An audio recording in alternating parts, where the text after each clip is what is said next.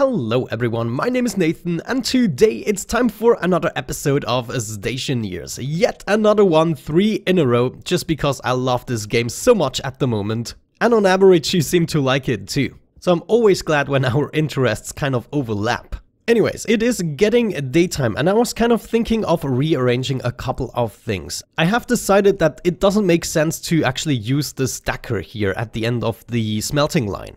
What I want to do rather is actually go kind of underground. Hopefully we can actually build these pipes within the blocks. That would be great. And we're going to lead it all the way down here to the fabricator, which at the moment is at the wrong spot. So the fabricator is going to be the machine I want to use in the future in order to craft the things. And these guys are just going to be specifics that I am going to try to avoid using so I don't have to swap all my ingots the entire time. Now, if we look at the input of the fabricator, this is totally possible. The output of the fabricator seems a little bit large for my pipes.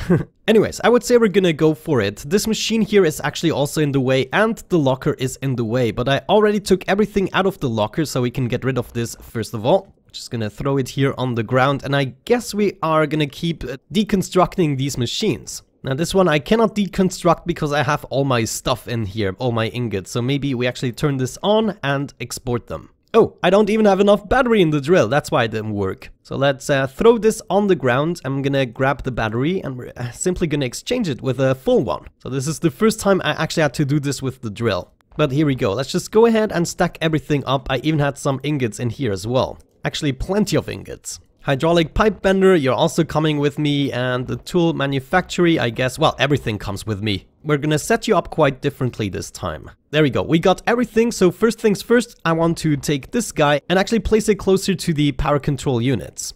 Probably right here is actually gonna do the trick. Yeah, this is close enough to the wall. This also means I can probably take apart a whole bunch of things here. Yeah, these cables. They are not necessary anymore, they don't really have to go through the blocks now. Okay, I kind of had to build blindly here, but I think it worked out just fine. It is now hooked up from the other side, just what I wanted to see. Let's pick up our sheets and actually put them back on the block.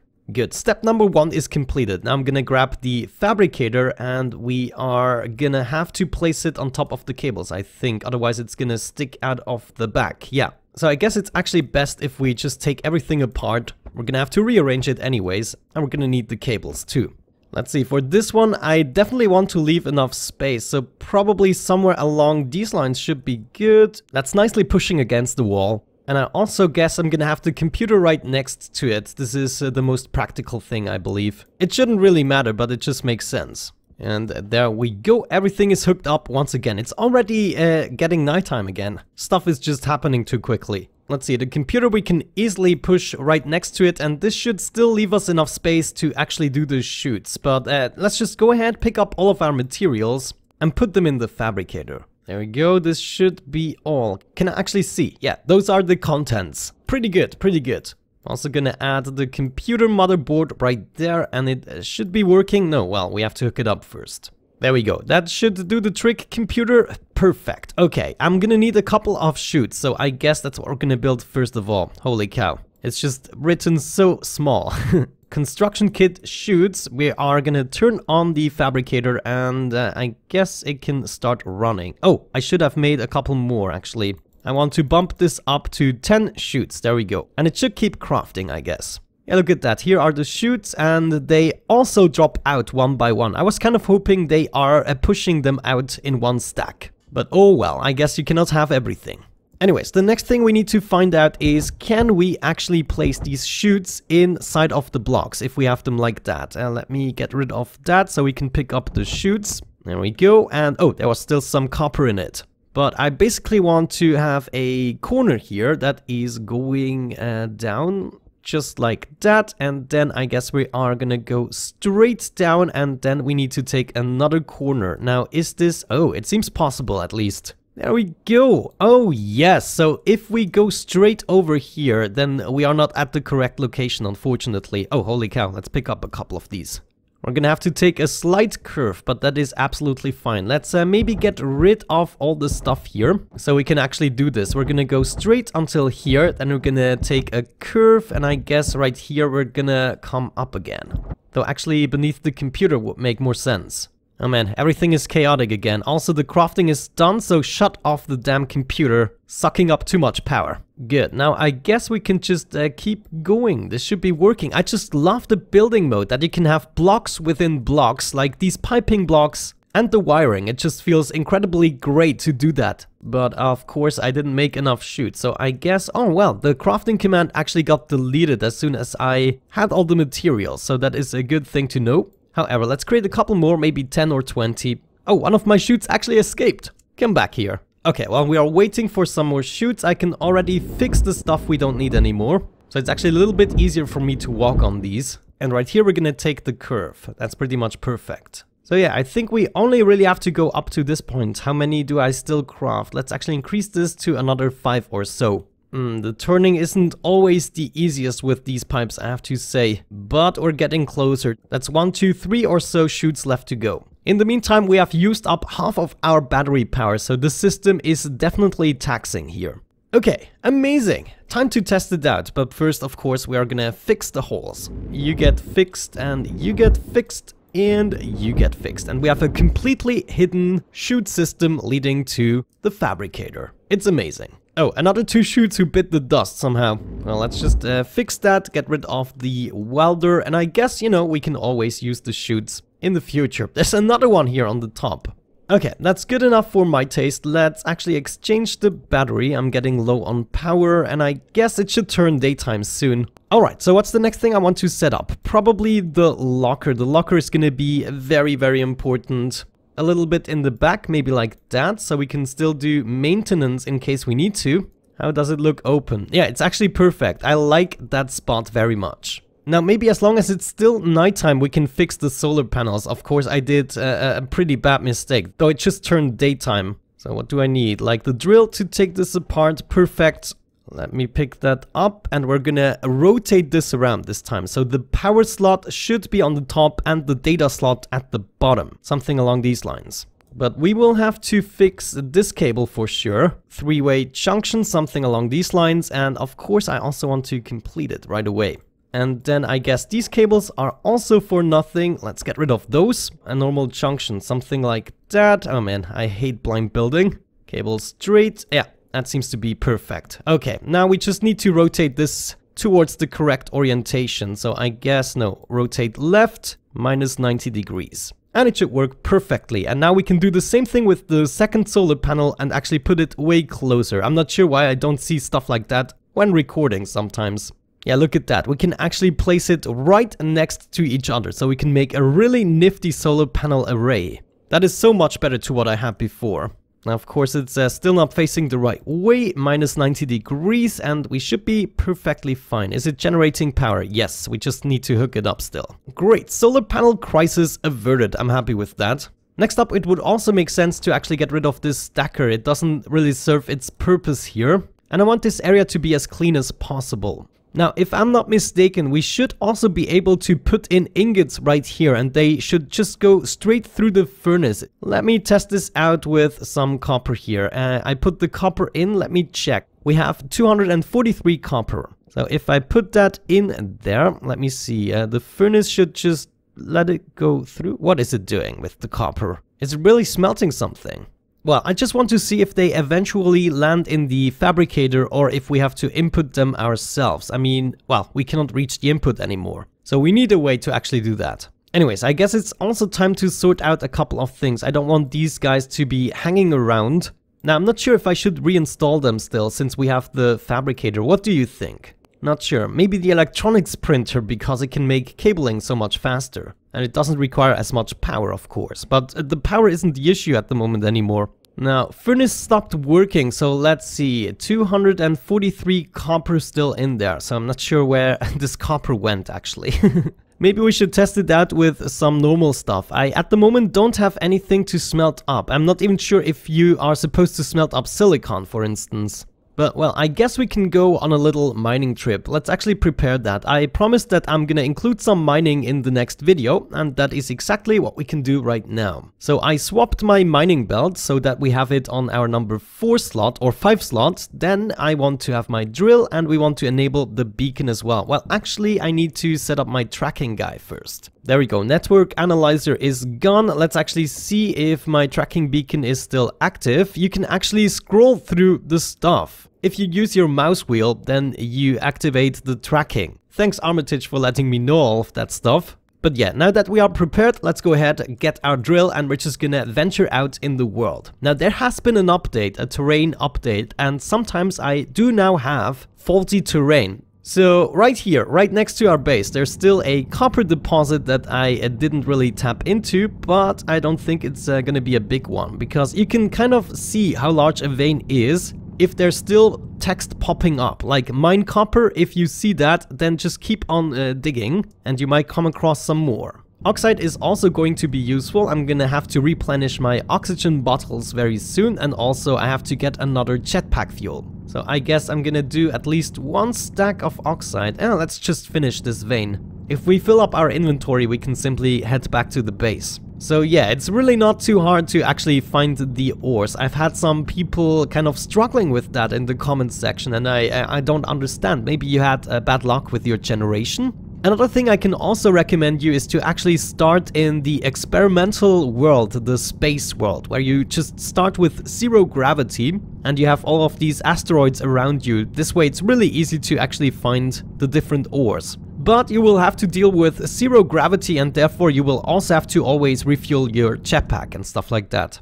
Okay, it is now a nighttime and my base is still clearly visible from over there, but I'm just gonna walk into one direction until I see something on the ground. There we go, I've been walking for a little bit. Is this something I wanna get? This looks like ice. Do we need ice? We might need ice to produce water. There's another aspect of the game we haven't dove into, which is you can actually have a farm and everything. Here we have a couple of volatiles. I guess we're gonna use this deposit to fill up our mining bag, and then we already need to head back. You can only make really short trips usually, and sometimes you have to be very specific on what you want to go for. So obviously if you want to go for iron, you shouldn't just pick up everything. Now there we go, we already have a full inventory. Let's actually shut off the drill, get rid of it. I'm gonna take my tablet so I know in which direction to walk. And tracking beacon, yeah, I accidentally hit the scroll wheel there, but we can see it this direction, so I can shut it off again and we can actually put it away. And I'm just gonna walk into this direction. And we can already see the base. I actually didn't get too far away, but you can see mining isn't that hard. There are plenty of veins. Just walk into one direction until you see something on the ground. And if that doesn't exist in your world, then try to create a new world. Maybe you were just really unlucky. But there we go, we are back at base. I'm gonna go in here in order to put my stuff away. This needs to be handled delicately. The volatiles we put in here, and I guess oxide too. So that is gonna definitely help with our oxygen situation. Alright, now let me see, is my copper here? No, there's still some copper somewhere in the system, and I have no idea where. Let me actually put those 4 copper in here, and let's just see if the furnace is going for it. Yeah, okay, at least that is happening. Now we should be seeing this go up by a couple of coppers. 243 still at the moment, and I still have to figure out where the other copper got stuck. There we go, we are done, so it hopefully travels through the chute. Let me see. Are you kidding me? It's not going up. Maybe I have to enable... Ah, there we go. Now it went up. Okay, so it can only accept the items once it is enabled through the chute. But it did work. I can input my iron stuff and everything right here, though it does look like it's going through another smelting process if I do that. Oh, I should also disable the tracking beacon, and of course we're gonna charge up this battery. Even though it still has a high charge, that's kind of weird. But of course we want full charges, all the way. Alright guys, another thing you mentioned in the comments section is that I should actually go for these composite walls, or these steel walls. Essentially they kind of fit together with the windows and of course also the doors, and it just looks overall much more polished. So before we go too crazy with all of the iron stuff here, I think I'm just going to take apart all of these. And we're going to replace them with proper steel walls. Let's just go ahead, scroll down all the way to steel frames. Actually, I want 2 steel frames at least. I think that's all I need. So +2, please make me that. Thank you very much. Let's see, construction kit. It's not always easy to find stuff in that list, but there we go. Thankfully, at least it is alphabetically. Let's make about 20 of these walls or so. Oh, they require actually a lot of stuff. 4 grams of iron. That is insane, but it looks so much better, guys. So much better. Let me actually test this out. What happens if I remove this? Nothing. That's great. So one of the steel frames we can place right here. That is going to be perfect. And the other one, of course, on the other side of the airlock. Let's see, I probably also have to use the welder for this one, I'm just guessing, and we require 2 steel sheets. Oh, it doesn't look much better though. Maybe we can still apply something to it, but I'm sure I can somehow achieve that. You know, it should be as baby smooth as those guys. And we're going to attach them. Oh, did I do the right thing here? I believe so. Steel sheets, you go right there, and another one right here. Oh man, so much better. It's also going to be a lot brighter, of course. Yeah, let me actually work on that a tiny little bit more. I'm just gonna deconstruct all of the walls we have so far, and we're gonna replace them to the best of our abilities. Not enough battery in this tool either. This is insanity. I have to exchange all the batteries now. But thankfully, we are totally prepared for this. Thinking about it, I'm also going to need a whole bunch of steel sheets. I'm actually gonna make myself about 20 of those as well. Yeah, I like the crafting in the fabricator much better just because I don't have to transport my items back and forth. Good, we should have enough walls in order to at least complete what we had so far in terms of walls. I feel like if we open this up, there should be another door maybe right here, kind of making a smaller room out of this. And this should be just a hallway or something. So let's actually find a door in this list. Kit door, that seems to be it. Yeah, I just want the one, and I guess for the time being we actually have enough steel sheets. So let's get rid of that. Now thinking about it, the iron frames as well as the iron sheets we should maybe put in here because I don't intend to use them very often now. Let's just insert them here, and I guess we are going to recycle them. Why the heck not? It's not going directly into the recycler, but we should actually arrange that. We should add a couple of chutes to do that automatically, in my opinion. Let me actually test this out. We still have a couple of chutes right here. This might be the perfect amount even.